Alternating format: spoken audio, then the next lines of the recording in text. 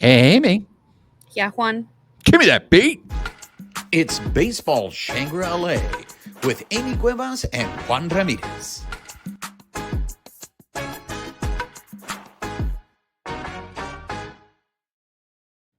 What's up, party people? She's Amie Cuevas. I'm Juan Ramirez. You are listening or watching Baseball Shangri-La. If you are listening to us on the audio portion of the show, please make sure you're subscribed to the podcast. Rate us, write us a review, help spread the word about the show. If you're watching us on YouTube, make sure you're subscribed to our YouTube channel. Hit that notification button. Give us a thumbs up. Leave us your comments. We love engaging with you. And most importantly, make sure you're following us on social media on X at BB Shangri-La, on Instagram, YouTube, and Bluesky at Baseball Shangri-La. Amie, ¿cómo estás? Hi. I feel like I haven't seen you in forever, and yet we just recorded less than a week ago. That is true. This Amie, are we gonna have a short episode today? I'm making no promises, ladies and gentlemen. It depends on how heated you get me. That's really going to depend on whether this is a short show or a long show. But I I do feel want like to. we're both gonna be passionate about today's topics that we're shining a light on. So I do want to point out something. It is now the fourth month in a row that I have watched a movie a day.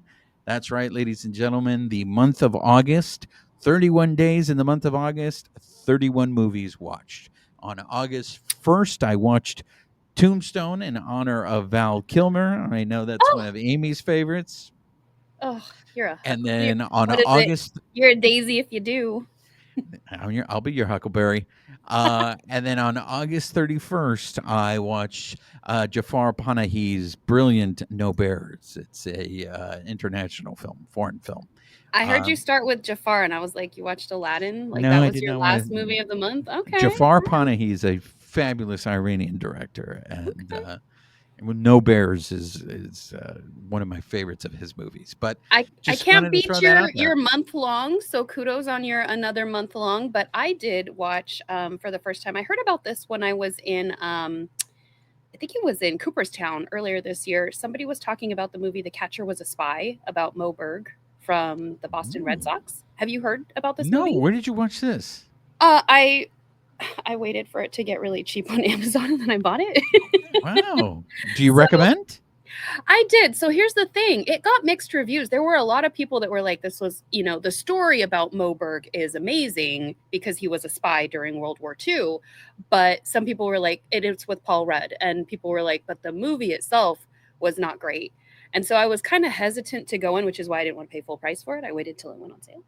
Um, but I watched it and I am a fan of World War II. I love history. That era in time to me is so interesting because of how people behaved, how cultural and society played out in so many ways. But like I liked it. I thought it was really good. Like it's not Tombstone, but it was a good movie. I thought they did a really good job. Is it a new release? When was No, this no, movie it made? came out in oh gosh, I want to say the mid 2000 teens. Oh, I was going to say with Paul Rudd. I was like, I But had never heard of it. he I never had ages. never heard He's it. timeless. Yeah, he's a vampire. I had never heard of it. If any of you listeners have seen this film, please feel free to give us your review of this movie. The premise sounds really interesting, Oh, so I 20 might check. 2018. It had a lot of interesting people in it. So like just people that I would not have thought would have been in that movie. But yeah, it was good. I liked it. I really enjoyed it. And I mean, most of it wasn't obviously on baseball, but there were certain things where what he was doing, his previous history of baseball lent itself to it. And then there were a couple of really cool scenes that like just they were heartwarming. So it has Paul Rudd, Sienna Miller, Paul Giamatti, Mark Strong, Guy Pearce. There were a lot of people, Jeff Daniels. There are a lot of different actors in it. So 2018 is when it came out. Wow, that's a strong cast. Very Yeah. strong cast. So that's why I was kind of confused on like the mixed reviews because I like for a movie just to watch it, I enjoyed it. So He must there have you been go. buried because I don't remember that being in the theaters.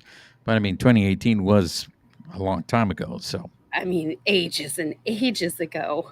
that's right. So There are some comments in the comments corner that I want to address. Do you have any? Yeah, so I assume I mean, obviously David wants a taco. Sorry about the sirens, man. Thanks for playing along. We appreciate it. But Simply Brandy had left us a very thoughtful comment, but just kind of reiterating what we've said, like this is why players don't like to talk to media with some of the stuff that we were discussing last week, because it is hard to have those conversations. What matters is what plays out on the field, and just reiterating kind of again what we said, like Mookie's not going back to right field. Everybody just really needs to accept that he's going to be at shortstop. So what other parts, I'm assuming? Well, one of Brandy's comments, yeah, I really resonated with when Brandy was talking about switch hitters and they should just really just stick to their best side of hitting. I totally agree with Brandy on that.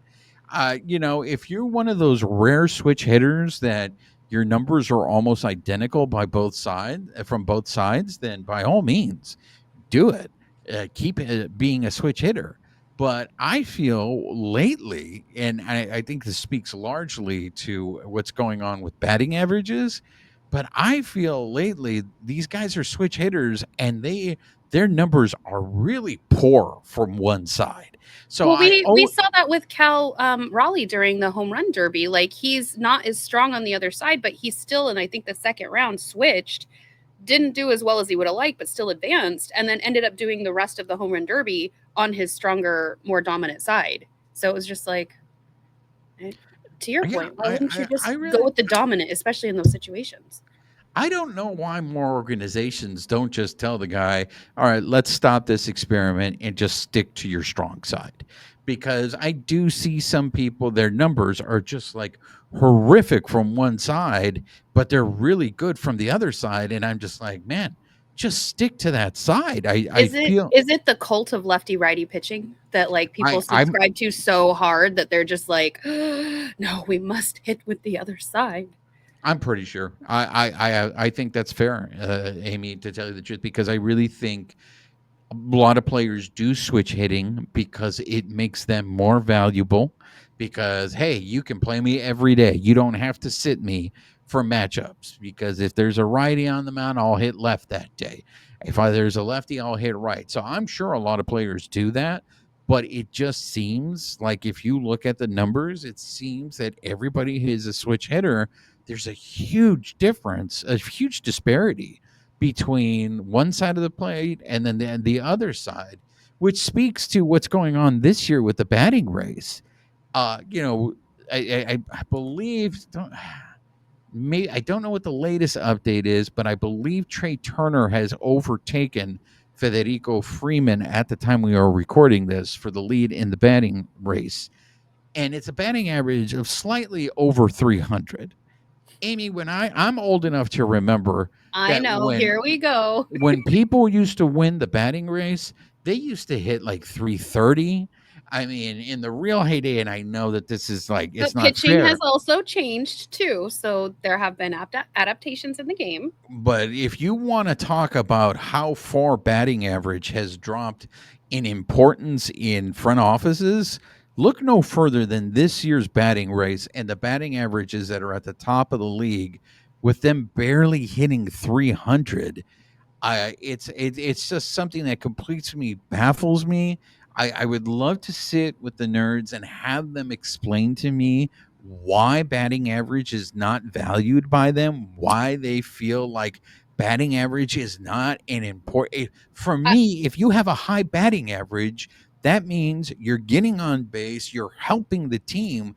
I just don't understand how, okay, this guy hits 220, but he walks a lot, so I'm going to value that over some guy who hits 300. It well, make it and make sense. that's where Moneyball changed a lot of the sport in that respect. And I am still making my way through the book because I really have to sit and be able to focus on all the stats and the explanations, because I'm listening to it. I still consider that reading. We can have that debate another day. But I would definitely recommend that book because they do go into a lot of detail as to why batting average was initially important, but now we're looking more at on base percentage and things like that. We may not all agree on it, but it does give credence to the shift that the sport has taken. with a lot of those metrics. So there you go, book nerds. Go to war. Yeah, I mean, we're 10 minutes oh, into the show. We're 10 minutes into the show. If you're looking at for some reason to be pissed off, there's your first one. people get very, very, very passionate about this. Is listening to a book on tape considered reading? Inquiring minds want to know. Let us know. I'll just let you know my stance right now, because I've had this conversation with some of our listeners. I consider it reading. You're absorbing the book. I know some people want to get into semantics of you're not really reading it visually, but you are taking it in audibly. So to me, I would not know what was in that book, however I read it with my eyes or my ears. So to me, I consider it reading. So to each your own. Much like we fan differently, we might listen or read books differently on this show as well. We're all about diversity. Fun fact, Amy, I have never listened to a book on tape. Really? Every book I have always read the old-fashioned way. I like the idea. I haven't even read one on a Kindle. I like physically holding a book. Same. I enjoy going somewhere, sitting down, or having the paper as you're turning, just the sound, the feel. Yeah, that's my favorite. But in the world that it is, like when I used to travel more, I would have like 3 or 4 books in my bag, and then I might stop somewhere while I'm on that trip and buy another book. And then at that point, you've got a suitcase full of books. So Kindles for me serve a purpose. They're a necessary evil, but I will all day, every day, I will take a paper book over a Kindle any day. And then listening to books, sometimes it's just convenience, because I could sit down and read a book in one day, but sometimes I don't have that kind of time. So while I'm cleaning the house or I'm doing something, I can listen to that book much like I listen to a podcast. So they all serve a function, but there are some books I will not listen to and I will not read on a Kindle. I will have that paper book in my hand. Yeah, I used to save all the books that I would read, but now lately what I've done is I've come across, I don't know what the formal name of these things are called, but take a book, leave a book. Libraries? The little lending libraries. The little boxes that sometimes people will either put in front of their houses. Sometimes they put them on this walking trail that I go on. I'll go in there, I'll take books that I've already read. It'll save me the space, which is, I totally understand why people do the electronic books. Because hoarding is a thing in our house, and it's really bad. I'll tell I do both. So if it's a book that I really want and I know that I'm not going to have time to like maybe throw that book in a bag and I don't want it to get bent up, sometimes if it's affordable or like Kindle has a sale, I'll buy the Kindle book and then I'll buy the paper book and I'll switch between them both. But then I also have the paper book for when I have more time to go back through, because I'm a rereader. I'll read a book over and over again. So. Yes, I do that as well. There are certain books. So you are a nerd. Welcome, my friend. We have cookies. I don't read the same books that you read, though. I read everything, dude. I like autobiographies. I'm a big fan of biographies. I'm a big fan of short stories. I do love short stories. I need I need to like get into that story. Like Ernest Hemingway's short story collections. I'm a big fan of. I'm a big fan of Albert Camus' The Stranger. That's a book that I like to go back and reread. And I'm here with like multiple hundreds of pages, like Count of Monte Cristo, Tale of Two Cities. Like I'm doing a reread of Tale of Two Cities right now, and I'm just like, oh god. Yeah, there's certain books though that I read them and never again. Like Great Expectations. And those are perfect. I will throw those into the little lending libraries too. Yeah, Great Expectations was not all I hoped for. If I start a book, I really try to finish it. Great Expectations and Robinson Crusoe are two that I have never made it all the way through, and it bothers me to this day. But here we are. We digress. We went down a book journey. A book journey. I was gonna say from Brandy's comments too. Sorry, I'm trying not to overheat in my studio right now, guys. But she did mention like lifting up players, like how we lifted up Mookie. Like we should do that with Conforto, and I'm a big believer in that. Like we should be lifting up players. So I am all for like let's celebrate him too. If that gives him the bump he needs, like it's better than tearing him down. It's got to be a better use of energy too. Yeah, well, I mean, you guys better start watching Peter Pan, man, because you guys this weekend is Peter Pan. You guys never really. Well, you mean Hook? Hook. Bangarang! You guys got to make sure Tinkerbell doesn't die, because Conforto really, he could really use it. One of the I'm glad I get to do this show with you because you are La Reina of positivity, and I think you are the perfect person to ask this question to. So speaking of, I did get our little toy set from Oh Hillary, one wow. of our listeners. We've got Tender Heart Bear on Care Bear on one side, and then we've got the Grumpy Heart Bear, and they are playing baseball. Wow, So where did she find that? I mean Dollar Tree. So that it's hard to see with the perfectly light. But that yeah. perfectly encapsulates this show right there. Yeah, so I'll post a picture for people who can't see it on the audio version, especially because our green screen is not playing nicely with this. So. I'm gonna go full grumpy bear on you, so that's why I need your positivity on here. So I went to the game on Friday, the Doyers and the Serpientes. Before we fully get into baseball, can I just say one more thing before we Sure, absolutely. into that? So over the past weekend, and we're going to talk more about people who helped make the stadium go, but one of the people who has worked for the stadium for decades, James Mims, passed away, and he was the guy who would sit in the front of the press box in a chair, and he would just make sure everything was on the up and up as you guys were. We would come in, we would get our credentials scanned, and he would always put his fist out, and you would fist bump him, say hello. I used to bring him snacks. He was just a joy.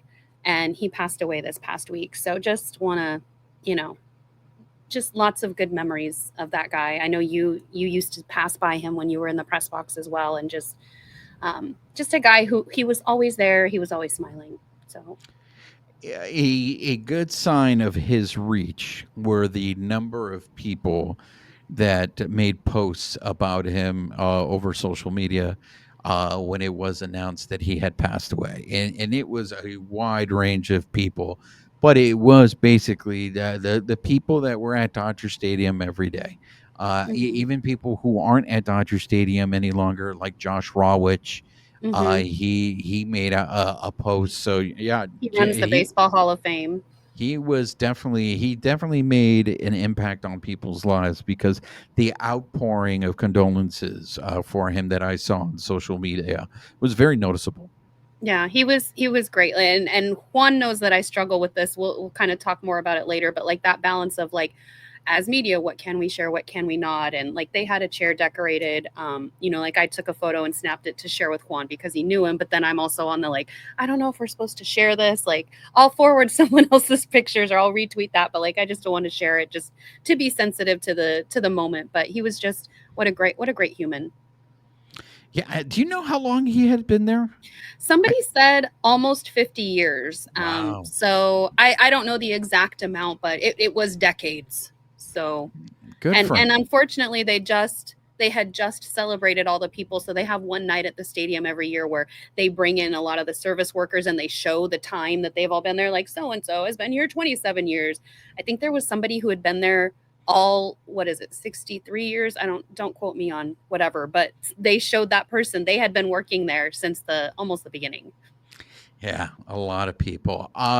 Well, before we get into my story, then, do you want to do updates then? Is yours baseball related? It is baseball related. Okay, and I don't want to deprive the people of your Vin Scully. So. Let's do the updates. Let's do updates first. Okay, and we did hear from a couple listeners. Roland reached out to make sure we were okay because we didn't post until Thursday last week. So, guys, we are alive. We're in the home stretch of the season. So I'm at different games during the week, so our schedule might be a little bit off. So thanks for bearing with us. As far as updates, a little bit all over the place. So on September 1st, the Dodgers re-signed free agent Andrew Heaney. Not re-signed, but he's been with us before. I think this is his third stint with us. Well, they signed him on a minor league contract, but if we need to bring him up later, right, we have that option. They also activated Michael Kopech, who we saw play in the game yesterday on Tuesday. And then also activated Hae-Sung Kim, which again played in the game on Tuesday, which we'll cover at probably next week. Just some updates from around the stadium. I was working this weekend, so we did see Kyle Hurt throwing from the mound at Dodger Stadium on Saturday. That went well. He may be being sent to an affiliate soon. He might be a possible bullpen option, Dave Roberts said, if he continues to trend well. And then, as many people heard, Muncy got sent home Friday with an illness. He had like cold or sinus issues. There was some congestion in his chest. He had a cough, and he was due to work out on the velocity machine on Sunday and then potentially be reactivated towards the end of the road trip. But now they're saying that got delayed just based on the sickness. They want to just make sure that he's okay. So they've pushed him back based on that. And initially we heard that they were going to skip Emmett Sheehan because he was due to pitch on Monday, but they had an off day. Kershaw would pitch Tuesday, Shohei Wednesday. But we just found out today that Shohei was feeling a little bit under the weather. So he was scratched from pitching, but he was well enough to still DH. So Emmett Sheehan will be starting Wednesday's game. Ohtani kind of felt a little bit off, so they cut his side work short on Tuesday. Let's see here, looking around. Brock Stewart, we got a little bit of an update on him. So he did get a second cortisone shot. They're still hoping to see him in September, and he's going to be starting a throwing program soon. And then Roki Sasaki is set to pitch in Oklahoma City this week now by the time we're hearing this. And the goal, again, is 5 innings pitched, and they're working on consistency and build-up. So they want to focus on his velo and his command. And there was an update today where they said, Dave Roberts said the bar is high right now for him because of the pennant race. So to warrant pitching on their staff, he has to have that urgency on his part and really dominate. So even just saying, like, he needs to earn a spot if he's going to come in. So he's on that rehab assignment in Oklahoma City. And Tommy Edman is expected to play again tonight. He did face batters, I believe, Friday. And then Alex Vesia, is going to have his first rehab outing Wednesday evening tonight as well. And then Max Muncy is on his way to join Oklahoma City as we literally speak. So I think that's pretty much all of the updates I have, other than we did hear Walker Buehler was released on Friday, and all of social media was in a kerfuffle of Dodgers bring him back, and then he signed with the Phillies. So that's right. And I'm calling my shot. If it happens, which I don't think it's going to happen, but if the Dodgers end up playing the Phillies in the postseason, I guarantee you Walker Buehler will be playing a significant role in defeating the Dodgers, because that's just how the story is written. That is just how the narrative is going to go. But that's really going to be fan fiction, because the Dodgers and the Phillies are not going to be playing in the postseason. Breaking news at the time we are recording this, it is a Wednesday. It is game 2 of the Dodgers Pirata series. And after 2 innings of play, Will Smith was removed from the game with an apparent hand injury. Obviously, we will not know how bad it is until after the game, or even it may take some days. But just want to include that on there. Dalton Rushing has entered the game to go ahead and finish that off. So, you know, when it rains and it pours, it's one of those things where Will Smith was going through it at the plate. He had been struggling, you know. I have to, you know, the second half challenges that Will Smith has experienced during his major league career are very well notated. And I have to say that this year it came a lot later than it normally does. Well, he wasn't injured. I was just like, okay. But he was going through a really tough stretch. And now with this injury, it's just like, oh man, this guy just can't catch a break when it comes to the second half of seasons. But it's something to keep an eye on. Watch this space. Well, I'm bummed out because I haven't watched the game yet. I will be rewatching it later. I have it recording right now, so I have that to look forward to. Yeah, so that now you won't be surprised. Okay, oh, so no. let's bum you out some more. I want to get I want to get your opinion on this. So we're gonna segue into some baseball talk between the Dodgers and the Serpientes series. And I have some positivity, so I'll balance. We're gonna need it. We definitely are gonna need it. So let's start it off with a pleasant good evening to you wherever you may be. Amie, I went to the game on Friday between the Dodgers and the Serpientes. Did I you went to, sweat your face off? you know what? It wasn't that bad. Once the sun went down, it was okay. But before getting Oh, there, I was like, oh dear. being So I on went. the field this weekend, and I wasn't even playing, just talking to some of the other people in the media, we were dying. It was so awful just in the sun, and it's always a little bit hotter on the field. And it was just, I don't know how these guys do it. I always say it, but I don't know how they do it. Like, ugh, how do you run in heat like that? I didn't even want to walk out to the field. Exactly. So I went to the game on Friday, and my friend was visiting from out of town. So he actually had not been able to see the Dodgers live in person since they had even signed Shohei. So he never got Has it this. been that long? Yeah, so this is the first time that Oh, he man. was going to see Shohei in person. So we're at the game, and of course, it was probably the worst game to go to because the Dodgers just completely laid an egg. But Oh, what I thought was very interesting were two things. One was there was a woman sitting next to us. This was her first time going to a Dodger game.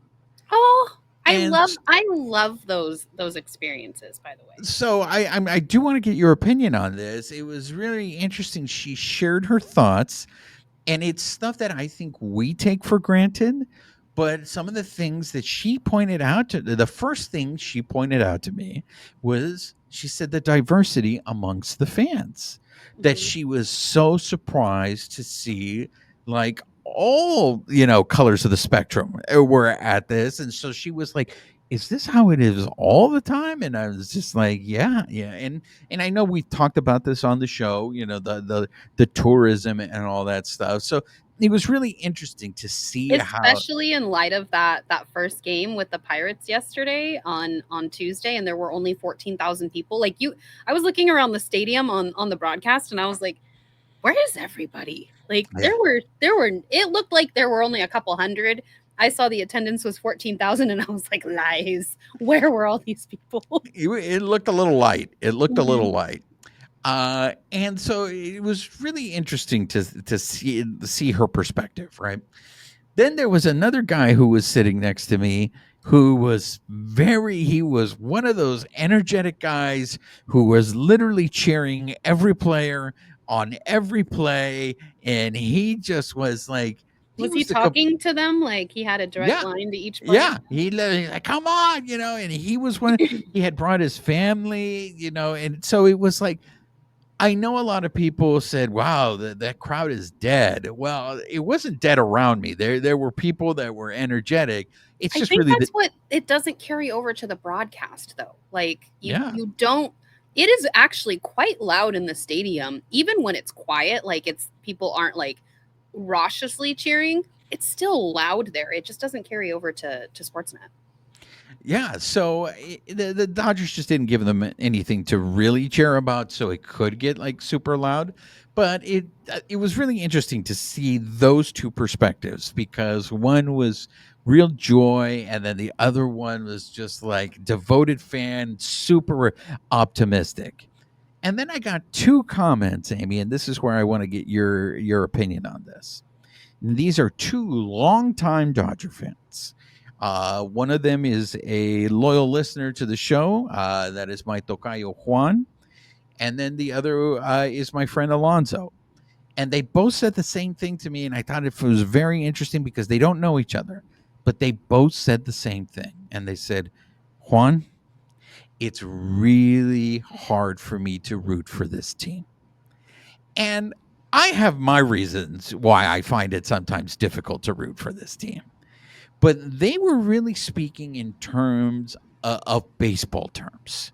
Mhm. And these are not the kind of fans that I know you and I have had this conversation, that I would call them transactional fans, where there are the fans that only like the team when they're winning, and Mhm. when the team is not winning, they can't stand them.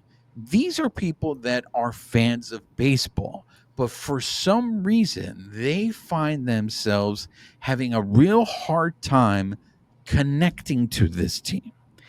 and it's going to tie me into some other topics that I want to talk about during the Serpientes series.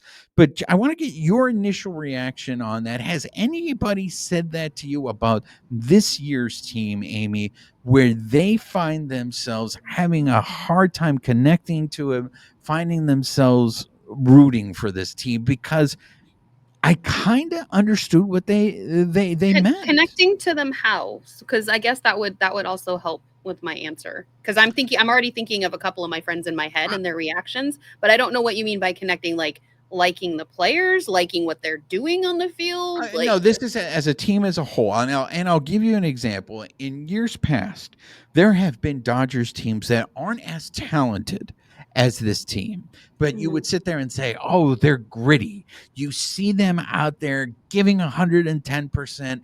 They're putting in effort, and yes, maybe aren't as successful as other Dodger teams, but it's like, you know what? That energy that they carry, I guess that's the best way to put it, Amie. The energy that other teams carried was infectious, and it made you want to root for that team. The way I interpreted these guys when they tell me it's really hard to root for this team, I really read that is that energy that once was given off by Dodger teams in the past isn't there with this team. But you cover this team and you're there. Is that a fair comment to say that this team doesn't give that same type of energy? I wouldn't say it's fair or unfair because everybody's allowed to have their opinion. So I don't want to cheapen what they're saying by saying that they're wrong. I think this is where we all have different perspectives. We don't know what goes into, maybe while they did have the same perspective, we don't know what goes into their lived experience and how they're looking at the team.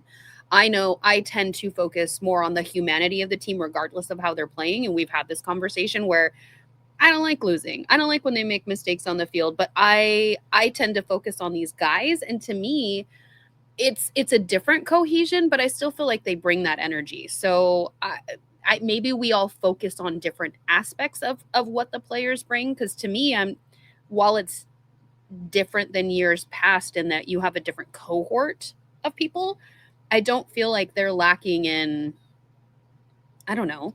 Like I when I see them, I get excited about seeing Mookie, seeing Kike, seeing Freddie out on the field. So I have a different perspective on it. It's interesting because I don't think there is a way to describe what is going on with this team. Because we all have different ways to quantify that. Because I'm thinking off the top of my head of one of our listeners, one of my friends, and she's like, my friends are diehards, like, and that's why I love them. But they'll cheer, like, when we go to the games, like, we're stoked for these guys, like, we're like, I don't know. So I think personal perspectives are definitely going to play into how you see that and how you approach their energy levels.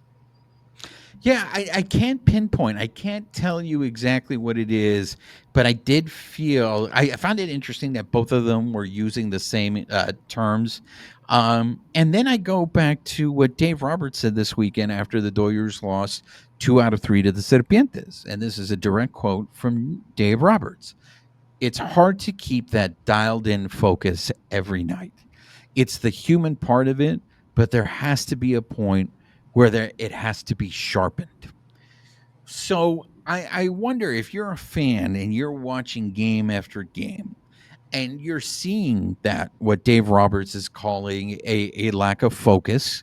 And he calls out, look, it's only human. I mean, if you go to work every day, you're going to have some off days. You may not be. But it is something that is not only noticeable to the fans, but I feel it is noticeable to Dave Roberts, and it may be noticeable to the organization. This lack of focus that maybe is leading to the offense disappearing, leading to them making defensive mistakes. They just, he says, they got to sharpen it up. I think that's probably the best way to describe the Dodgers and how they've been playing. It just has not been sharp. He did also say, though, that they kind of what we've talked about on the show before, that they do, and I don't have the direct quotes, I just have the chicken scratch that I did while he was trying to while he was talking. but he was also saying like they because they do have targets on their back, and especially being the World Series champions, and they're trying to run it back. It is harder, it is tedious, and it is something that is going to play out, and they are going to have good days, and they're going to have not so great days, and that's where we're seeing, not the caliber that people expect or want from the team, even though, as we've seen in years past with other World Series contenders, the production does tend to fall off after that year. And Dave Roberts wasn't really giving excuses, but he was saying, remember, I think Miguel Rojas also said this afterwards in his post game scrum was, we played late into the season. We started early, and we were playing across the world. And we did that last year too. So we started earlier than everyone, we finished later than everyone, and then we started back up. And none of them are using it as an excuse. And I feel like Miguel Rojas really wrapped it up well by saying, like, people don't realize how hard this is. And I think that's something we try to shed light on this show, is like, this is not just clocking in and clocking out for a 9-to-5 job. Like, it's more hours, it's more strenuous, and the Dodgers have higher expectations from the fan base and from the entire MLB, and eyes are on them. So I feel like that plays into it too. I'm just a guy who watches baseball games. Okay, I don't claim to know I'm a more. guy. I don't claim to know more than guys who have played the game, than guys that are currently playing the game. Okay, but what is very clear, at least to me, they faced guys against the Serpientes this past weekend. All three pitchers that they faced this weekend had ERAs over 5. And That's all anybody can talk about. the offense could not muster anything. The game that I went to on Friday, they only had 3 hits. And did I walk away angry after that game, Amie? No, absolutely not. Was I surprised the Dodgers just swept the Rojos and that they laid an egg against the Serpientes? No. And you know why, Amie? Because I've been watching this team all season long. It is now September. I think we need to call a spade, Amie. This is who this team is, right? They are a very inconsistent team. They are a team that I don't think Dave Roberts, I don't think the front office, I don't think the coaching staff knows what's wrong with this team or what can fix this team to have them play more consistently, because if they did, it would have already taken place. So I am completely flabbergasted. Why are you still shocked at this? Like, this is what's Why been happening all season. Exactly. Why people react the way they react. So on my way home from the game on Friday, I recorded Dodger Talk and I sent it to Amie because I was like, I don't Mind know you, if they're it- still leading the National League West. Go on. that's true. And I As will say this, everybody like loses their mind, are they playing the way that we would like them to? Are they playing the way they would like to? No, but they are still winning enough. I'll give you credit in this sense, Amie, because the show pods are getting hit with the injury bug real hard at the worst. They lost Xander Bogaerts, Friday, I think? They lost Sander Bogarts, and then they lost their reliever Adam with a horrific injury. Oh no. And that's where you sit there, and because they had a very strong bullpen, and that's where you sit there and you go, okay, the Dodgers have the depth to survive all the injuries they had this year and still end up in first place. The fact that they were able to juggle all of them is a credit to the organization. Exactly. It is. So we do need to give them credit for that. We will see if the show pods have that same depth, if they're going to be able to survive. They just got swept by the Orioles. Which I'm glad you brought that up, because other teams go through this too. And you have said this so many times. We are so regionalized that we don't see the big picture sometimes unless we're looking for it. And other teams are going through this regularly as well. So while the Dodgers get credit for being able to survive not only the injuries but the performance to stay in first place, we also need to keep in mind that they are in first place because the show pods are playing just as bad as the Dodgers are playing right now and are going through horrific things as well. So which It, is just baseball. it is just baseball, but to see the reaction and to when hear you the sent reaction, me that clip, I was like, huh, okay. yeah, like, and as I said, part of me is like, it's really hard because Dave Assay hosts his show, and part of it is entertainment. Part of it is he is entertaining. Well, and So, I talked to him this weekend too, and he was like, we were talking about the people who call in, and it's like people call in when they lose. They don't really call in when they win. And to me, that's indicative of what we've been talking about for the past couple of weeks is, oh, so we don't have anything good to say when they win. Like, but what Dave Assay was sitting there when he starts off his monologue in Dodger Talk after that loss on Friday, saying, "Hey, someone needs to remind the Dodgers that they are in a pennant race." And he was talking about how there was really low energy even from the beginning at batting practice. He felt like there was no energy. Everybody was just going through the motions, and he's there. He's on the field. Yes, go ahead. I would also like to remind everybody because I was as you exposed me to that recording and other things that just happened throughout me being at the stadium this weekend. These guys are getting older. So with the exception of the younger players, they're also aging each year as we're going through this, which is why it's always this rush to make it to the World Series to bolster the team however they can. But that is going to play out. They are not going to play. We can't freeze them in time for what Mookie was doing 3 years ago to what he's doing now. So that is going to be a factor too. Again, not an excuse, just a reason to add to the stash. Carry on. And this is a theme that, at least for me, has been carried out through the whole season. And that's a valid point that you bring up here, Amie. I But vacuum and my back hurts, and I'm 10 years older than some of these players. that is all fair. But really, all I ask for is honesty, and I cannot stand homerism. Homerism really bugs me. So when you have people on the broadcast team, basically, I get it. All Dodger fans are just waiting for this team to snap out of it. They're going to break out of this, and then they're going to go on the run, and they're going to be the Dodgers that we thought they were going to be. Hopefully. I get that. All I'm saying is it is now September. Let's be honest with ourselves. This is the team. This is who they are. Now, You can have both though. You can accept that this is the team that it is, but you can still hope that they're going to go on a run. You can't you can do whatever you want, but if you have expectations, then you are potentially asking to be disappointed. So while you can, yes, this is the team we have, but hey, I really do hope they go on a run. I really do hope things turn around for them. yeah, and that they could find their consistency. Guess what? In October, for a month, they could find their consistency, and it could They've turn just out been to be a World resting Series. this whole time and keeping it even keel, and then they're gonna like turn it up. Look, I mean, anything's possible. the Cerveceros could not lose a game, and now they've lost 7 out of 10.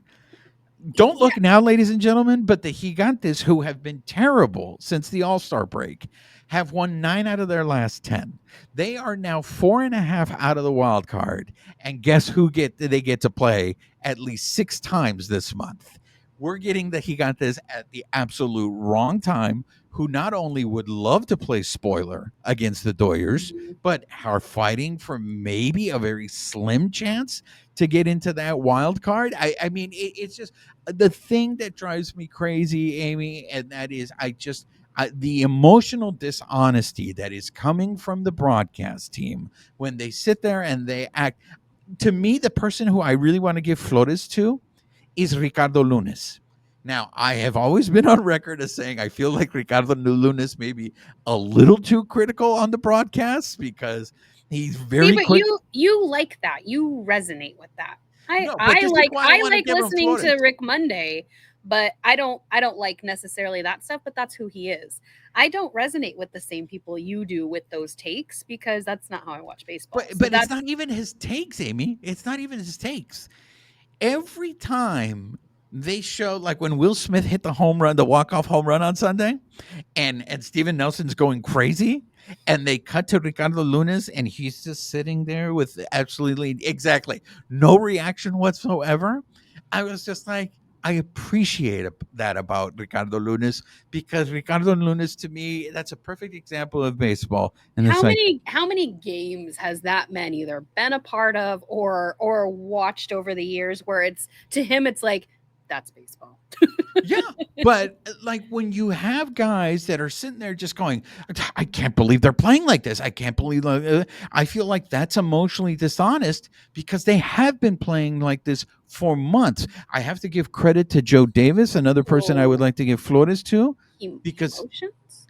Joe Davis has said this is a talented team that is just not playing well. And thank you for acknowledging the fact someone it So that's what you want to hear and you'll be happy? Like you have to hear somebody say it versus you watching it and making I just don't an like observation of your someone. own? I don't like watching. I see a white shoe and someone telling me the shoe is blue. I don't like that, Okay, so then because just mute it. I'm just like, what am I, why are you trying to tell me this shoe is blue when the shoe is white? I just, Welcome to being a woman, my friend, where we are well, gaslit day in and day out. all right, well, we'll get into that, but I just, God, it must suck to have that happen to you every once in a while. I'm just telling you guys, you Dodgers fans, we started a segment last week with Take It Easy Ming. I am telling you, you guys are getting so worked up, and it's like, what do you expect? Before they started this road trip against the Piratas, they were 500 on the road. Okay, we have seen them repeatedly lose series to under 500 teams Which is during this stretch. not anything new. This year it's a little bit worse than previous years, but this has been happening for years. They played down. Like it is what it is. And in some cases, back to having a target on their back, if I'm let's say the Rockies and I have an I'm having a crap season, but I have an opportunity to beat the Dodgers, like every fiber of my being is going to go into that game. So like, I don't know. I mean, This you is were where there on Saturday and Sunday. What was the vibe there in the clubhouse on Saturday and Sunday? Because Saturday they lost another game against a pitcher who they've had success with against in the past, but again, everyone thought, okay, Friday, chalk it up. It was an off day. They'll come back and they'll win the next two games. They'll win the series. But then to see them struggle again on Saturday, again, if they knew people were what was wrong, frustrated. they would fix it. They would That fix and it. that's exactly what Miguel Rojas said. It is not for lack of trying. Every one of those guys is out there giving 110%, which I hate when people say that because it's 100%. It's out of 100%. But that's me being a math nerd. But I understand his sentiment. It's though nobody is just phoning it in. So for people to get so upset about this and think that like even them not playing at their best is because of lack of trying, that's where I start to get upset. Where I'm like, okay, one, we fan differently, but two, I can't have a conversation with you because we're just not going to have anything to talk about. That being said, this just is what it is. Like there are some things where they're making mistakes. Like people were super frustrated Saturday, and then they were great on Sunday until that what was it the 3-run home run got given up, and then I heard fans actually boo Tanner Scott in the stadium, which is super disappointing to me. Like if somebody's going through it, I guarantee you Tanner Scott is the first person who didn't want to give up that home run. And for his his fan base to boo him, to me, that's just bad form, Peter. Bad form. I want to give credit to Carlos, who told me this weekend. He said, Juan, you can pay for performance, you can't buy performance. And I know I sit there and go, well, what the hell is that supposed to mean? And you look, there are seasons where Andrew Friedman, every move he made was gold. He's He got the could do Midas touch. yeah, he could do no wrong. This season, some of the decisions that he made have not paid off that way. And that's life. That's You look literally life. you look at Tanner Scott, you look at Kirby Yates, and mind you, these were both signings that at the beginning of the year, everybody thought were fantastic signings. The majority of people were all on board on this, but performance wise, again, you cannot, I don't care how great of a mathematician you are, You cannot factor in underperformance or regression. No one expects, even Hershiser said it the other day on the broadcast when Hershiser said, what's frustrating about this team is the talent that's on this team, the back of the baseball card, and it's just not the same numbers. And it's a fancy way of basically saying this team is underperforming. And nobody saw that coming. Well, but I feel like we talk about this every week. Like we're like, yeah, they are. So what? Like, exactly. Well, that's what so I'm what saying. what are we talking about?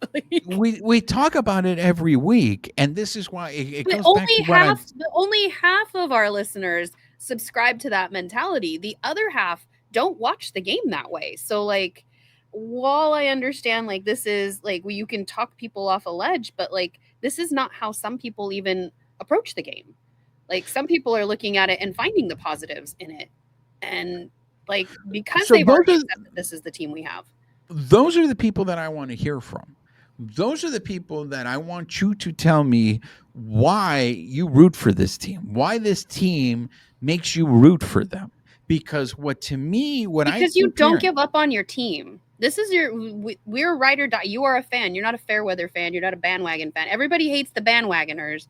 Everybody hates the people who come on in October. And I'm not hating on anybody. However you want to interact with baseball, great. We need more people in it. But like you support your team. Like that's just the bottom line to me. Like why would you not support your team?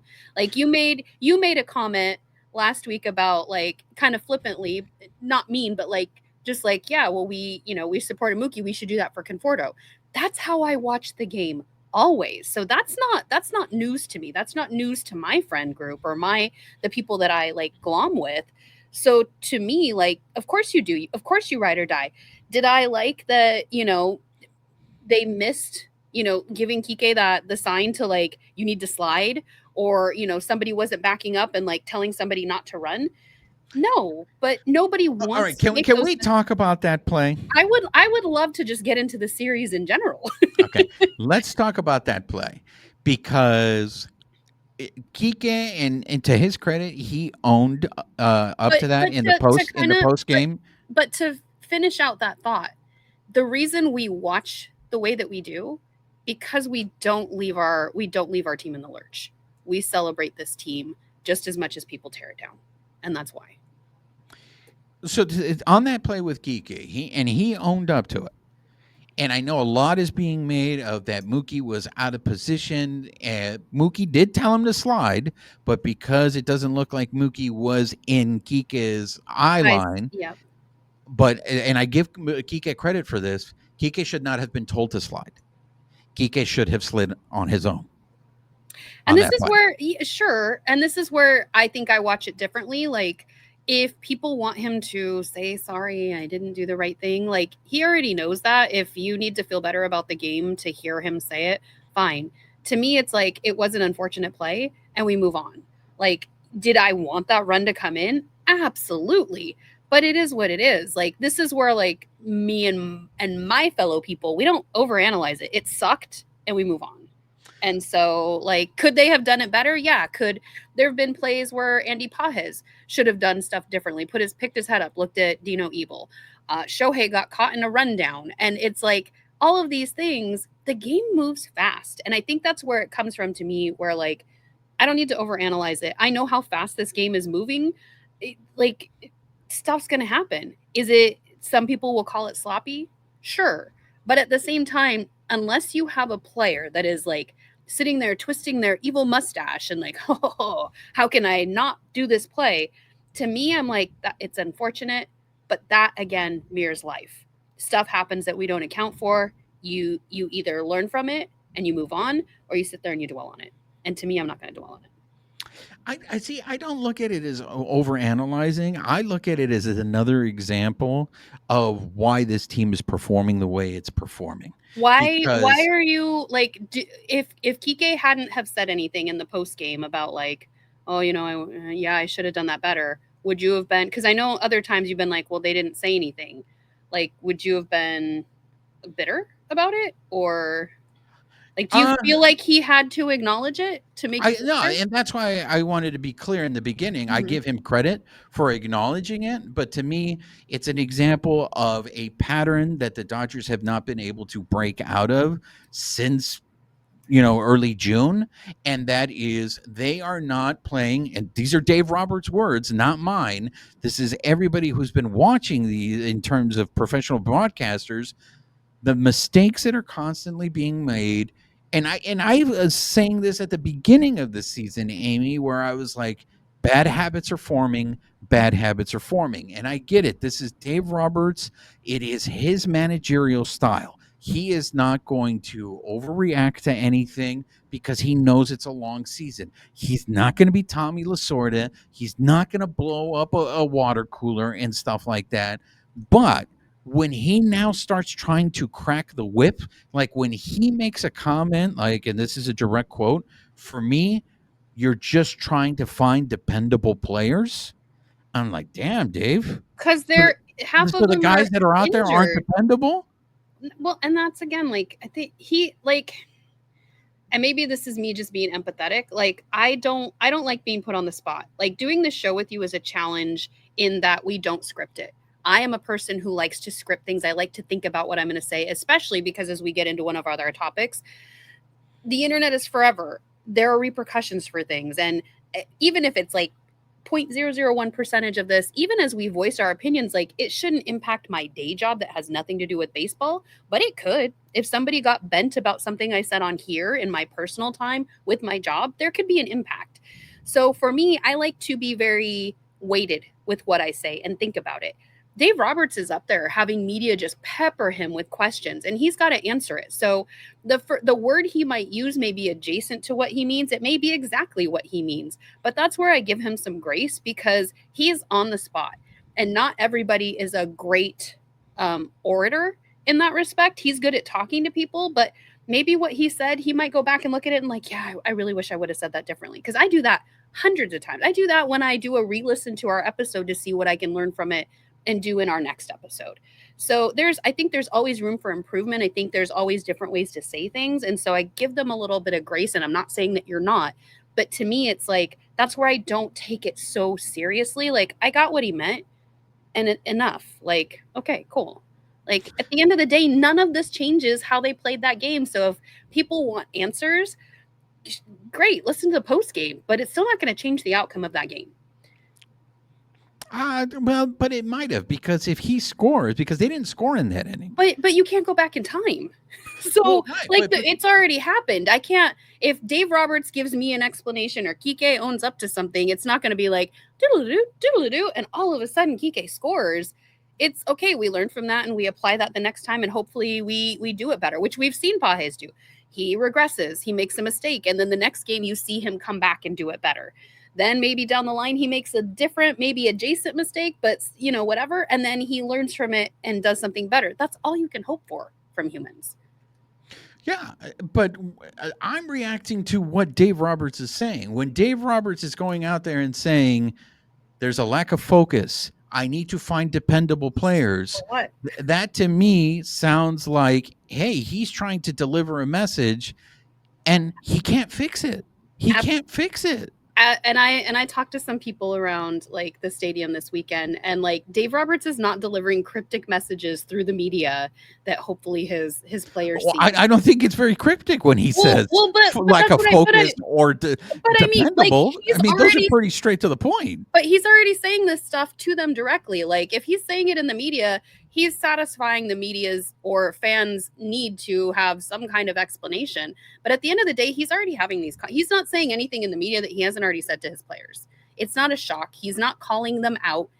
They know that they need to do better. They are very aware of it. I'll have to find the clips from the Miguel Rojas because I haven't had a time to edit that footage and get that up, but I'll try to get that posted. But like, they are very aware. So this is where you and I even look at the broadcasts and the post-game interviews differently. I truly could give, like, I don't give enough. I like hearing it because I like hearing their perspective on it, but that's all it is. And then I move on. And that's why half the time when we're on the show, I might have to go make notes about it because I've listened to it, I absorbed it, and I moved on because I don't care. I truly just don't care because it's not, unless it can go back in time and change an outcome of a game, I don't care. And that's where you put a lot more weight on that, and that's how you fan. To me, it doesn't do anything. Yeah, it's interesting to me because I do acknowledge the fact that I think sports media is not necessary. We don't need to have post game interviews. We don't need for you to explain to me why you did what you did, because in the end, what matters is the result. You either won a game or you lost a game. I'd Uh, rather have more of the human interest side. Tell me something else positive about those players, because when we interviewed Tanner Scott on Sunday, like it was like, what was the point of this interview? He's frustrated. He's frustrated with us asking these questions. Like his answers aren't going to be positive because he has nothing positive to say about his performance. He knows it. He got booed on the field. So it's like, I would rather, why don't we use that time to get to know the players better and give people, maybe humanize them more so that they don't demonize these guys when they're watching the game. But that's going to have to be a shift in something else, because so far this is how it has trended up to this point. So until a shift happens, this is the media coverage we get. And that's why I like what I do in my field, because we do focus on the human interest stories and getting to know the players. It's interesting that you say demonized, because I do feel that one of the people that is being demonized is Teoscar Hernandez. Mm-hmm. He did not, and Michael Conforto. Michael Conforto, but it seems lately like that energy has moved from Michael Conforto to Teoscar, and he didn't play on Sunday's game, and I think what a lot got lost in the message when Dave Roberts said it was a scheduled day off. He said it was a combination. Exactly. When he threw in the combination, I think that that's was also what pressed by media, though. He said it was a scheduled day off, and then he got asked a follow-up question. So then he elaborated. But then again, and this is why I mean it's like the demonization. And I think when things are not going right, when people are frustrated, I think it's very easy to point the finger.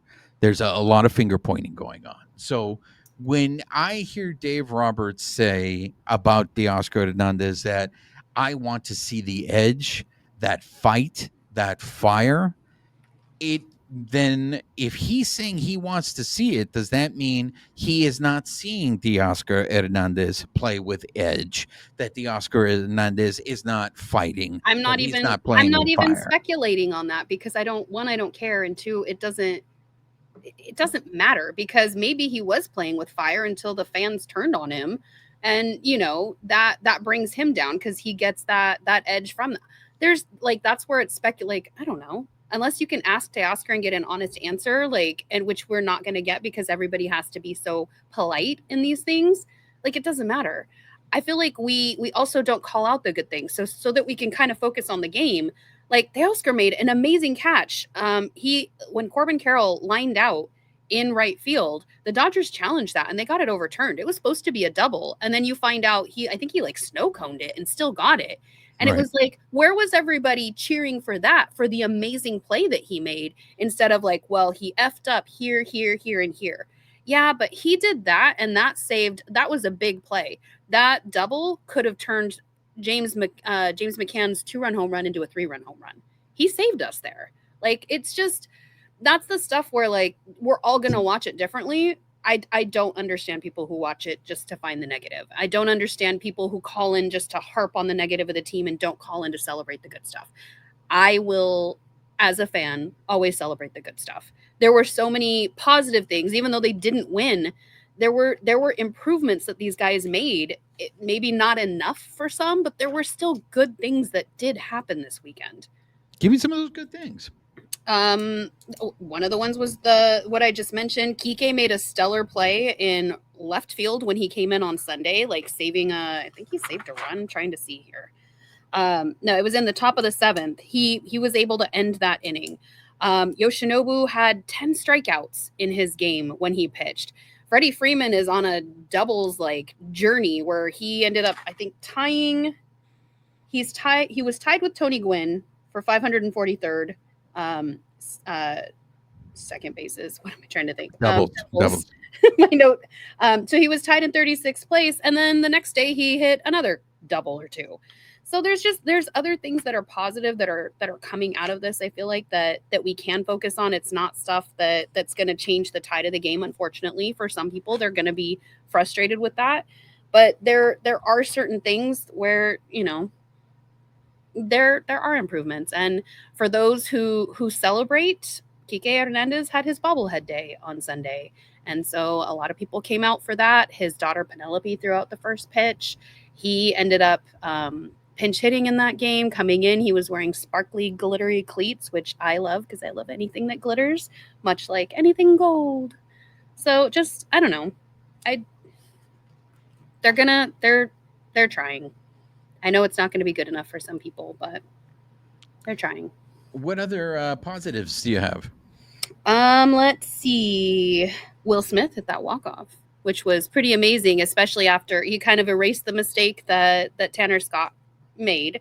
But I really like the stat that LA has 4 pinch hit walk-off home runs since 2019, and Will Smith has hit all 4, which kind of a cool stat.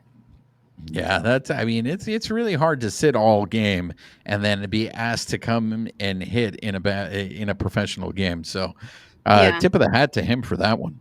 And you had Glasnow and Yoshi both going 7 innings.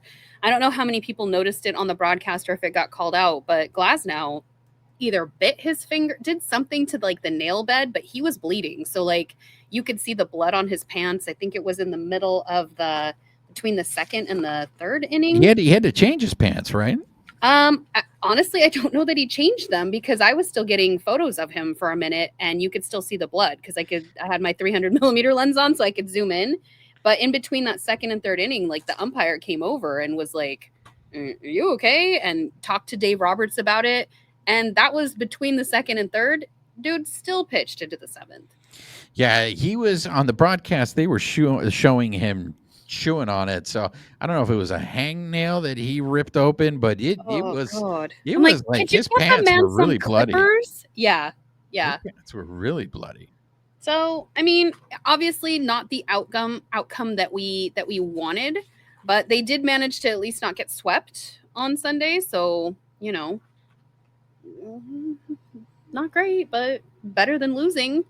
They were able to score, right in that first inning at least, which as we saw, and we'll talk more about it next week, but historically they've been getting scored on a lot when pitching just isn't up to par. And when those other teams can rack up runs in the first inning, it's really hard to overcome and come back from that. But I feel like they're doing a little bit better job, at least trying to rally. So I know that that's not going to bolster everybody, but those are my highlights.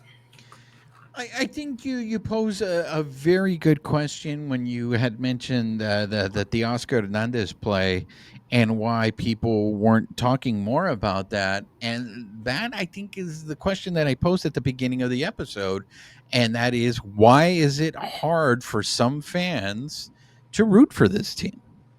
Like, why is it hard for them to, it's try to find some positivity in it as opposed to just being like it is the end of the world that this team is not playing well. It's indicative, I think, of how you watch the game, though. Like, your perspective is indicative of how you experience this. So I would challenge people, if you're not enjoying baseball, if you're not connecting, maybe look at how you watch the game. I'm guilty of this. 2 or 3 seasons ago, I felt like my life was a little rougher that year, and I fell into the being a little bit more negative, not be like, oh my gosh, I can't believe he did this. And my year watching baseball that year was awful. Like, it didn't feel good. And me and my friend kind of riffed on that at the end of the year. Like, I don't know what changed for me. I don't know if it was my life. I don't know if it was my perspective, but that's when I shifted it. And it took a conscious effort, because there are times where I'm still like, oh my God, like,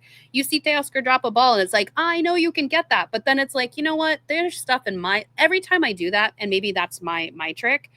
When I go to attack somebody else, I try to think of like, well, where in my life have I done that? And it didn't really feel very good. So it's like, okay, yeah, he dropped that ball. He made a mistake. Like, but I mean, I've done that too. So I try to humanize it. And if I feel myself getting frustrated or angry, that's what I do. I don't know if that works for other people, but I know the last couple years watching the game, I am happier watching it. I am happy rooting for these guys, whether they're winning or losing. And yes, I want them to win. But I'm able to go to a game, even if they're getting their butt kicked. It's still like, all right, so and so's up to bat. Like, here's his chance, and still have that hope and still enjoy the game. So, but we all experience it differently. I know this may not be believable to some, but I will say this. This has probably been the least stressful year since they were like really, really bad. Probably since the McCourt years when they were like right before he got run out of town where he was in last place. But this has been the least stressful year for me as a Dodger fan. I have been completely unfazed by losses. I introduced my friend Alonzo to Hillary's magic word of karmic retribution, and it really seems like it's a very soothing, like Namyo Horenge Kyo. You say that and it just soothes you. I say karmic retribution, and everything goes away. Like I have been really unfazed. I never thought that I would get to that point that I could sit there and watch a game and not let it the result of it dictate what my feelings are going to be like. So, And this is where, like, I would say, so that we don't have to have this, because I feel like we're having the same conversation every week. Like, it not necessarily digging into the game, but we're digging into, like, why don't people like it? Why don't people enjoy it? Well, for the half of the our listeners that don't even experience it that way, like, we're giving a whole chunk of this podcast to, like, negativity, where it's like, I would challenge you, go find a therapist to talk to, or, go find a friend and download and see how to change it, because, like, the only way that you're going to change that experience is by doing that, or you're just going to continue to experience it the same way, and that's fine. But I don't know how, like, we can't help you with that. So what you're saying is more balance. Bring out more of the good things about baseball. Well, that's the feedback I'm getting from some of our listeners, is like, okay, you guys, like, you're kind of talking it to death of, like, all this negativity, and they're not doing stuff. We know it. Like, okay, so where's the positive? So just trying to bring some of that balance. So for the people who want to fall into the chasm of, oh my goodness, we can have that. But, like, just like, we're what, an hour and 11 minutes in, and we thought we would have a short episode this week because we had short games, and we ended up doing therapy for everybody for the whatever. And it's like, I can't help you guys because I feel like I'm saying the same thing every week, and I feel like a broken record because I just don't watch the game the same way as you guys. That I think that's a good challenge. I think if we just stick to positivity, I think we would have really short shows. I don't think it needs to be all positive, but I don't think we need to try to solve world peace every week on the same topic, where it's like, we already know, like, you say it every week, like, this is the team we have. Okay, so let's accept it, move on. Either come join my team and we'll watch it this way and move forward, or continue watching it your way, but there's not really anything we can do for you on that. Like, excellent point. Anything else on the Serpiente series? No, I don't think so. So do you want to we're going to move on to the next topic. Do you want to explain to everybody what's going on with the tour guides at Dodger Stadium? Yeah, so in my journeys around the stadium, I get to meet all kinds of different people. So not just when I'm working as media and we get to see all the people who make the stadium go, which I think, I can't speak for you, Juan, but that was, like, one of the beautiful things about first coming into, like, being credentialed media, was, like, seeing all of the awesome people who helped make the stadium go. I get to see an extension of that because I get to go to so many games as a season ticket holder that I bump into people. We have conversations about baseball, or, I happen to be keeping score and somebody asks a question and we just start talking about baseball for, part of the game. Well, I've met one of the people who happens to also be a tour guide, and they were letting me know that they just started, I'm trying to find my notes here because they're all over, but they've decided to unionize, and they are working towards, getting some of their benefits solidified. So for anybody who doesn't know, the tour guides initially started, they were a smaller department. It was mostly like retirees, people that were doing it as a hobby. So if you ever went on a tour pre-Shohei, these are the people that would take you around the stadium. It was pretty, economical. You could get it. You could get in, get it booked. Now the tours book out for months. Like it's really hard to get in. The prices have gone up. So at this point, Dodgers 365, it's now a multi-million-dollar department. They have staff from all stages of life. So that being said, they're trying to find a better quality of life. So they want to maintain benefits that are already offered, but also provide a living wage. So as they decided to unionize, just a couple facts here, they intentionally chose not to join the Ushers Union, which is represented by SEIU. They went with IATSE, and I don't know what that stands for, but for all of you union people, I'm sure you know the acronym. But that group also represents Universal Studios tour guides, and they have experience working with the San Francisco Giants ushers, so they kind of have the best of both worlds. Even though they didn't go with SEIU, the group that they went with has worked with ushers before and things like that. So they're really just looking for things like the living wage that I mentioned. They also want to protect all the employees. So as things have changed, they're looking for increased security during tours. So as of right now, from what I'm hearing, there's no guard at the entrances. There's no clear bag policy or bag check.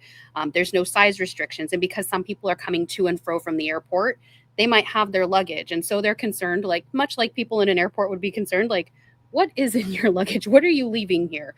So they just want to make sure that they have better security, that they can protect the benefits that they've had in their past, especially as they're leading groups of 50 people around the stadium. And just they just want to get the word out that this is what they're trying to do. If anybody wants to support their cause, they can do that. They're the face of the team for thousands of fans every year who get to come to the stadium and go on these tours. And some of the information that they provided, like they bring history to life, they create unforgettable experiences, and they're a key part of what makes the Dodgers organization special to the public. They might be that one interface that somebody gets versus walking around the stadium by themselves. So just trying to get the information out there that, they are unionizing and they're looking to just protect some of their rights. Do we know how much those tours are now? I do not. I want to say they were like $45 a couple of years ago, because I think I went on one right before Shohei got announced, because I was like, I need to go on a tour. And I think I was trying to get photos for our logo.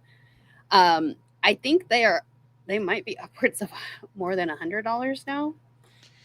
So the increase the price on the tours, and I understand that it seems, correct me if I'm wrong, it seems like they're doing more tours now, right? Because there's more of a demand for tours. Yes, and I think they have what did they share with me? They have like a 50-person department. So while they have grown, they're also not like a huge union. So where other unions might be able to like organize and like, like where you see like the ushers or the food service people, they have a little bit more weight.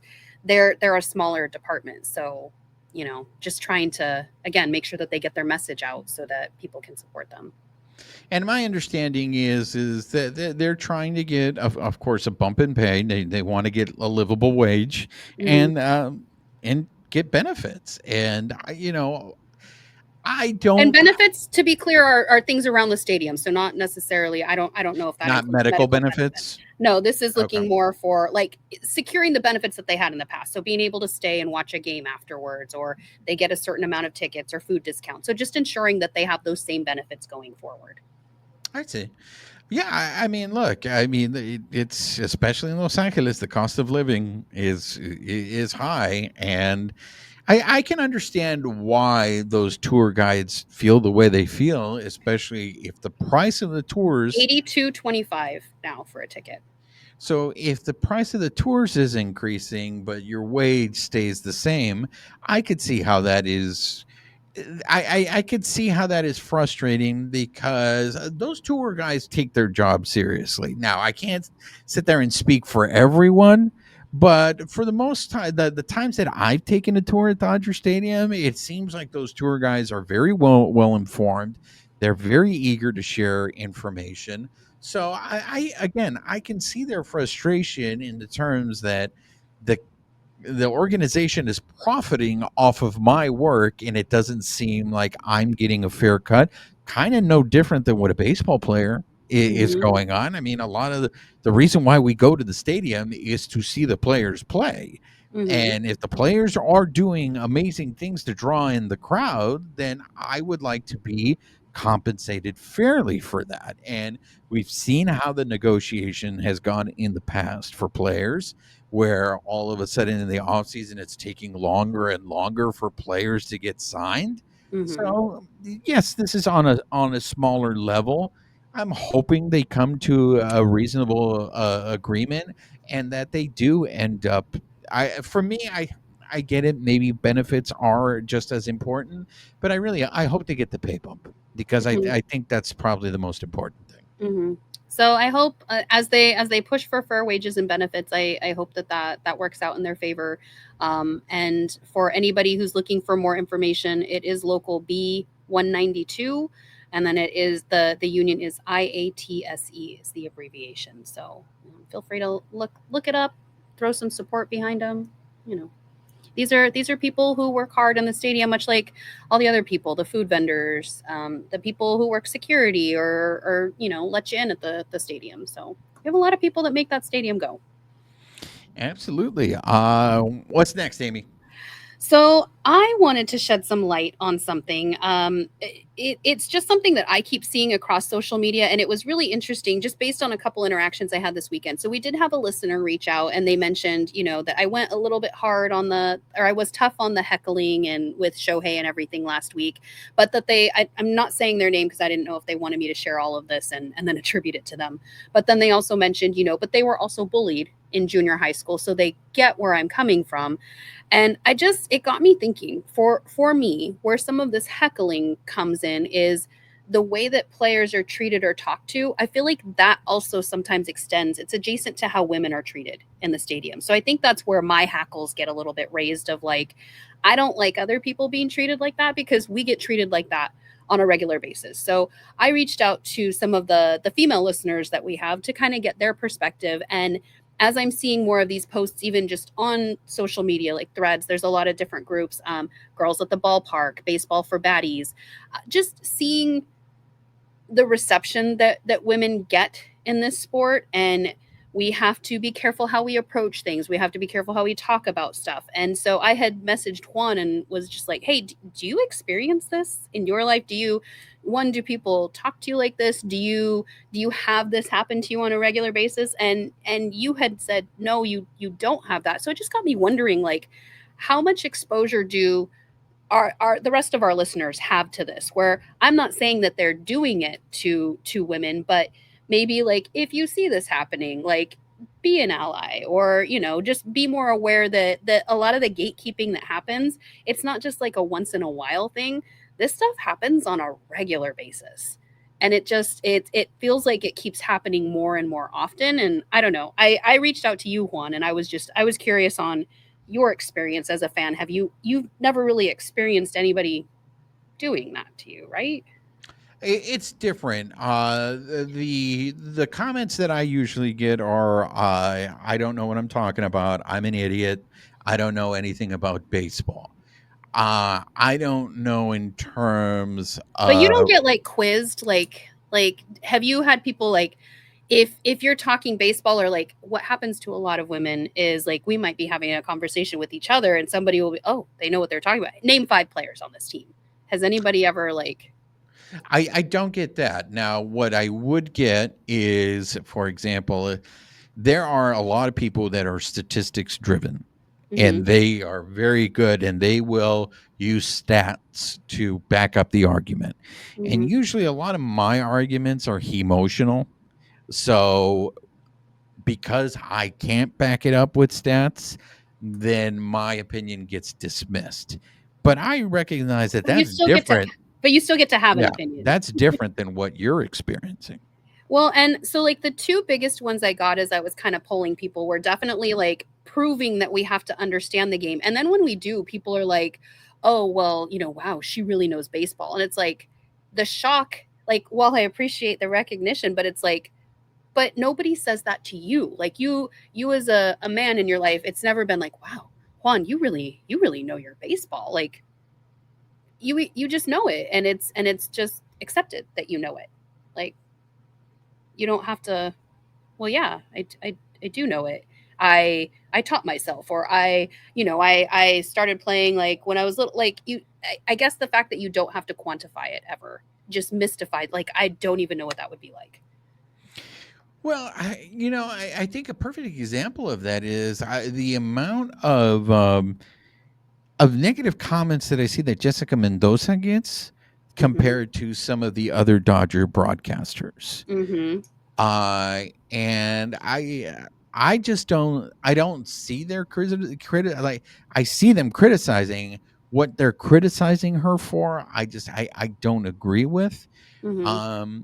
And I don't know if it's fair for me to sit there and tell them, because they are entitled to their opinion, but I Right. don't think it's fair for me to say to them, "Hey, you're only saying that because she's a woman." And Um, I don't think you need to, but I think the fact that you recognize it, I think makes a difference, because there are a lot of people who don't and will just pile on in the comments. Because that was something that I jotted down. Like when Jen Powell came up, there were a lot of negative comments of like, why do we even need her here? Like, this isn't like, just if you dive into the comments on anything that's female based, like, just I think I've sent you that before, and I'm just like, it hurts my heart, because like women have been part of baseball for since the beginning. Like we've had our own like collegiate like it's not just a league of our own. Like we've been part of it, we've been fans, mothers and daughters pass it down, but it, as we've talked about before on the show, it's usually fathers and their sons. And it's like, no, there are, much like I think it was CC Sabathia we were just talking about a couple weeks ago, like his mom was the one who was out there catching with him. And so I just wanted to kind of shed a light on it, just because we also get the other thing of like, oh, you guys just think they're hot. And as women, attracted, for the women who are attracted to men, like that's an added benefit, but that's not why we watch it. Like you sometimes make fun of me about Kike. Is he attractive? Yes, but that's not why he's my favorite player. He's my favorite player because I think he's an amazing utility player. I think he's underrated. I just had this conversation with somebody at the stadium that I just met for the first time. Like we were both talking about how he's underrated. He's never going to hit maybe over 300 and be your Will Smith in the beginning of the season, or your Freddie Freeman, or your Shohei, but he's pretty consistent when it comes to like delivering, especially in the postseason. Those are the reasons he's my favorite. But everybody just attributes it to like, oh, well, you think he's hot. And so it feels like it diminishes our fandom. Like just I don't know, like just trying to get that out there for people, like where if this isn't your regular experience, just know that this is going on, and it's not like hit or miss. It's so prevalent that it hurts my heart that this is how the state of the game is, and fandom, and that we can't just be welcomed in. Like if you find there's a lot of stuff on like girls at the ballpark, where I think somebody just posted recently, no, nothing gets angry men crawling out of the woodwork like a woman having a baseball opinion. I almost posted something online the other day, and then I told my best friend, I was like, you know what? I don't even think I can deal with the negative stuff that's going to come out. If I put this up, I know the women will be supportive. I don't want to have to hear from men making negative comments or saying awful things like, I don't belong in this sport. I'm just a stupid girl. I know nothing about the game, which has happened before. And it's just, I wish we had more equity in fandom, or that people just left it alone. Like, why can't we just be fans? I just don't understand it. It is, it is a challenge. I mean, Doris Burke was the lead broadcaster for the NBA Finals, and she just got, you know, you can call it a demotion or whatever, but she got reassigned. She's no longer on the lead broadcast team. And if you look at all those comments when they made the announcement, a lot of people were saying exactly the same things that you were saying. Mina Kimes of the NFL, I think, is a very well respected voice, and she still is very heavily criticized, even though I feel all her opinions are very well informed. I never like. I guess what's really hard is to be able to disagree with someone and not make it a personal attack.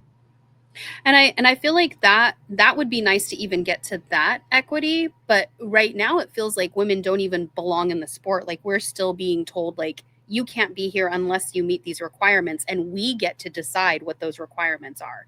So a lot of the stuff that you will see about women, it's either informed, and like you said, the comments are going to be atrocious, or it's stuff. I had another listener reach out, and they were like, the stuff that some male brands will post where they'll ask women baseball questions and they're like, what does DH stand for? I don't know. And it makes women look like they don't know about baseball. And then the woman who doesn't know, who is at the stadium just to have fun with her friends and maybe doesn't care about baseball enough. It's like it's a double-pronged attack where it's like she doesn't know enough about baseball, so women just proving women are stupid. But then also that woman doesn't even just get to enjoy the game however she wants. Maybe she doesn't want to learn about all that. Maybe she doesn't care about the terminology, but now she's also getting made fun of because she's there just to have fun. There are plenty of people that go to the stadium to socialize, and it I don't like the mockery that gets made, and I don't like having to constantly justify. Like somebody posted something, and I sent this to my girls chat the other day, and it was a woman on Threads, and she said, "At urgent care, wearing my Muncie jersey, giant Muncie 13 on the back, and a man in the waiting room said, 'I bet you don't know his number.' She ignored him. He said, 'How many home runs does he have this year?' She still ignored him again, but kind of threw him some side eye with a raised eyebrow. And then the guy said, 'Well, he was shit last game.' And she's like, 'Sir, Muncie's on the IL. Like, he wasn't even in the last game.' So, and she was like, 'He has 18 home runs on the season. His number's clearly visible.' And the guy like doubled down and was like, 'Well, your husband knows that, or your husband's the one who told you that.' And like my best friends had those experiences where she goes head to head. She got her husband involved in a lot of stuff. She can talk baseball, and people, it's much like going to a mechanic. People will defer to her husband, and he's like, 'Talk to her. She knows more about the game. She can tell you about the players.' And it's just the fact that we don't even get counted. Like we don't even count as a human who fans. And we're here. Like I would just wish that we could be accepted. So my main goal in kind of bringing this up was just bringing exposure. Like if you see women, if they're fanning, if they're talking about it, don't talk down to them. Don't make them quantify their sports knowledge. We're not doing it to you. Half the time, if I meet somebody in the stadium and we're talking, we're just talking. I'm not like, okay, well, who was on the 1988 team? I don't care. I don't care how much knowledge you have. Can we have that conversation? So I would just say, as a challenge to everybody, let's just talk about baseball. Let's not test each other unless that's the purpose of the conversation. We all know what we know, and there's no knock for if my baseball knowledge is down here and yours is up here, or maybe mine is up here and yours is down there. The fact that we can all talk baseball, I think, is a beautiful thing. It's its own language. So I would just like to make sure that we could celebrate that, make sure that we have a space in this stadium in baseball, and I think we can just have richer conversations. That's just kind of my, yeah. So let me ask you this, and we can end on this. Do you think it's moving in the right direction? In particular, I remember Kirsten Watson's first year as the Dodgers, and it was rough, and she has even admitted that it was rough. But I don't know. I think she's gotten better. I don't think she's getting the same amount of grief that she got when she first started, but maybe she is. But I also saw the picture you posted of all the women that were covering the Dodgers. There's an all-woman podcast, Talk Dodgers to me. They got 13,000 followers on Instagram. I mean, do you think there's any positive, heading in the right direction? I don't want to say that there's not. I think we have a long way to go, because I also think it's how you curate your feed. I still see a lot of negative about Kirsten out there. Like, she could post something and people will be like, "God, can we just get rid of her? Like, this broad knows nothing about baseball." And she is so knowledgeable. And she admits when she first came on, she came from football. She had to learn everything about baseball that first year. So the fact that she goes in, she keeps score, she asks the questions to Dave Roberts and the team, and she's as knowledgeable as she is after just a few years, I think is commendable. And she still gets knocks. And so I guess that would be my public service announcement, is like, this stuff is still happening, but depending on how you curate your feeds or who you interact with, you may not know how prevalent it is, especially if you have that kind of privilege. Like when I asked you, like, do you ever deal with this? And you were like, no, not at all. Like, this is like, I don't want to say daily for women, but this is our lived experience on a regular basis. We don't fit in, and it's not for lack of trying. So while yes, there are more podcasts, there are more women that are covering the sport, I think the acceptance of it is something that we're still striving for. So like, even if women are posting, Are we getting the same traffic? Are we still getting a lot of negative and very mean-spirited comments? And that's the thing where I think we can afford to do better, but we can't do better if people don't know about it. You can post something on Threads right now and you will get instant engagement with women with all their stories. I have a whole bunch of screenshots of just everybody telling their story of like, I got stopped at the gas station and some guy like I didn't even want to engage with ask me questions. Where if you're a man and you're not experiencing it, you don't know that this is still so prevalent. So that was my main goal with bringing it up is, guys, this is still happening. Like, I don't necessarily need you to do anything, but just be aware that it's happening because this is our lived experience every day. And we just want a space here. I think it also depends a lot of where you get your information from. Like everything, like if you just sit here and watch Fox News, you're Mhm. going to get fed a certain narrative. If you go on social media, because I think there is a huge difference from you going on Twitter than from Threads. It Mhm. Threads feels like a completely different vibe. I get a much more positive vibe on Threads than on Twitter. Twitter seems like it is just everything is negative. So I do think a lot of it depends on where you're getting that information from. And I would say, at least speaking from my experience, I shared, my friend and her husband, they go out and have conversations, but even myself, like, I could be at the brewery that I go to and I'm keeping score. The amount of interactions I've had where people talk down to me or try to teach me how to score while I am actively scoring the game is astounding. And it's such belittling stuff of like, oh well, that this is what happened here, or this is the infield fly roll. Oh, that was a ground rule double. Bro, I know. And I'm not gonna come out like barrels blasting and be like, I actually cover the team and I have a podcast where I talk with my friend. Like, I don't need to quantify that. I'm a fan. But it's the assumption that if I am watching baseball or I'm doing something, I still need a man to explain it to me. And that is something that it seems to still be universal for a lot of women. So that's what needs to change is, if you do see someone, and I don't think our listeners are the ones doing this, but just keep an eye out, like, or just be aware of it. It's constantly still happening. I go to the brewery to watch the game if I don't want to watch it at home. This happens on a regular basis for me. And the fact that it happens so frequently means we still have a lot more work to do. And especially like we have the women's professional baseball league coming. Like, that league is trying to grow. They just had their tryouts. Like, we want to give that a shot, but again, we need to have a space and we need people not to knock it down. We need support for it. And if we live in a space where people, one, don't even know that it's happening or aren't exposed to it, at least we can kind of shine a light on it. Well, that sucks. So let's end on this palate cleanser. Mookie Betts and his 50/50 Foundation had some pickleball. So there are. Did you see the pickleball tournament that they had? I did not. So Mookie may be having an off season, but again, he is trying to do good work off the field. And as much as I go negative on this show, I'm making an effort, ladies and gentlemen, to put out the positivity on there, and that is Mookie's out there trying to help society, trying to help community for those that are in need. So good for Mookie. That's awesome. And just a reminder for anybody who might be interested, there's another Saber Diamond Talk this weekend. Again, it's at 7 a.m. So I know it's kind of early. Roll out of bed, grab some coffee, get a comfy blanket.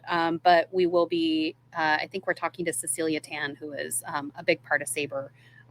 So for anybody interested, I think I have links on all of my social media, so you can go and register. It's free. You don't have to be a member of Saber, but if you want to hear some cool stories about baseball, come join us. Cool deal. So that's going to do it for this episode, or short episode. So for those of you that have been listening on the audio portion of the show, please make sure you're subscribed to the podcast, rate us, write us a review, help spread the word about the show. If you're watching us on YouTube, make sure you're subscribed to our YouTube channel. Hit that notification button, give us a thumbs up, leave us your comments. We love engaging with you. And most importantly, make sure you're following us on social media, on X at BB Shangri-La, on Instagram, YouTube, and Bluesky at Baseball Shangri-La. Shangri-La. She is Amie Cuevas. I am Juan Ramirez. Nos despedimos con un beso. Amie, say goodbye to the people. Goodbye, people.